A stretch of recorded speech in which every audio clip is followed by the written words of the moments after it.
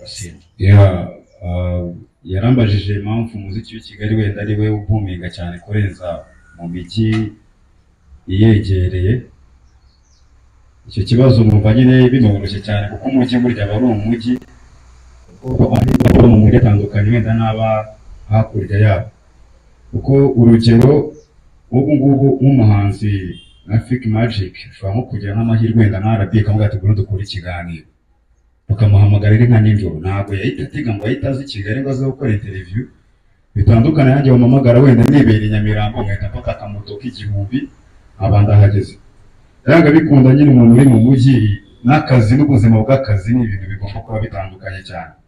Gusa nkeka ko igihe turimo wenda hari akantu mwagiye muvuga, nkeka ku muhanzi karamubangamira kuvuga ngo umuhanzi ngo wo mu ntara, hari ukuntu ugasanga nk'agaca umuntu intege umuhanzi kubera yuko urugero nk'ubu nka Fik Magic dushobora kuba twarize ku kigo kimwe imyaka 6 kurenza umupeti twakoranye muri quartier, urumva tuba tunaziranye cyane, urumva ntabwo abakiri wo mu ntara tuba twarabaye abantu bamwe, kandi n'andi mahirwe tuba dufite nk'igihugu cyacu tuvuga ururimi rumwe. Fik Magic aririmbye n'undi muhanzi w'i Nyagatare n'uw'i Kigali n'uw'i Nyamasheke akaririmba, ubundi ntabwo babatandukanye vuga ngo uyu n'uw'i Nyamasheke uyu n'uw'i Rubavu uyu n'uwa hehe. So nkeka yuko umuhanzi muri iki gihe ubuhanzi burahenze bya hatari, ku buryo hari n'ibintu musaba abahanzi usibye kuba yakumva gusa akakwihorera cyangwa akajya kwirwa akajya kurira mu gitanda cyiwe, hari ubushobozi burenga umuhanzi. Kuko ntabwo urugero nk'igihugu tuvukamo tuba turi abapeti bavuka mu miryango itanakize cyane. Abahanzi dukora music twakoze nta muntu udushyigikira, babona tunywa amatabi tugira ibiki, nta muntu wabugeze ugusapotinga, n'ibintu bagiye batwishyuramo mu minerivare nta nubwo aribyo bidutunze abenshi, aribyo bashyizemo kimwe.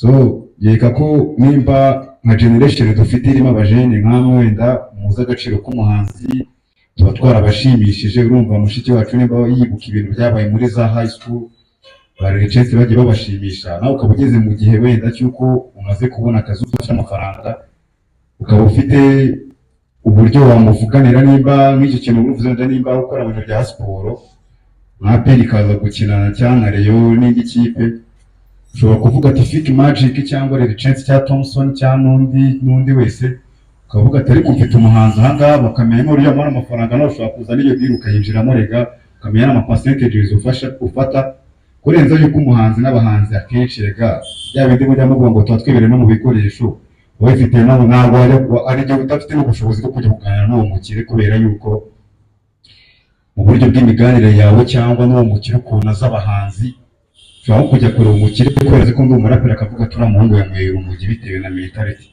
Ariko nkeka ko nk'umupapa nka Shema agiye ukaba muzi ko uri umunyamakuru serious, akavuga ati ariko mfite umuhanzi football niba zaba match mumuhaye performance byaba ari byiza, aho kugira banazane n'umuhanzi wa mugani cyanjye bananzanye bamvanye aho muvuka, kandi ari umuhanzi ufite album 3 nanjye bwanjye sindazikora.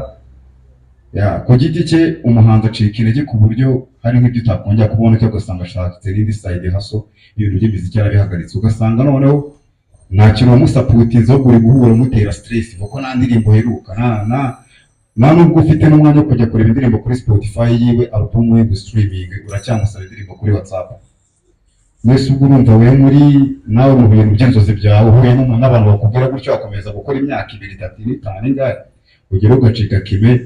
Rero umuhanzi kujya atera imbere ntabwo ari we wenyine ku giti cyiwe, kandi nkeka yuko umuhanzi wenda nubwo navuze ko ibyo umuntu araba atari sa gusa akarere umuntu abavuka umuntu aba ashaka kugatera imbere, nkeka yuko mubonye umuhanzi nk'uko mwagiye mubona ba Young Grace ukabona agiye muri Guma Guma, ubwawe uravuga ati umwana ukuriye muri quartier yanjye kuba bikoze nawe ubwo ugenda wishimye. So numva kugira ngo abantu wenda bo mu yindi ntara uko nabyita kugira bafate Kigali, bisaba yuko na population yabo ibanza kugira uruhare mu guteza imbere abo bahanzi.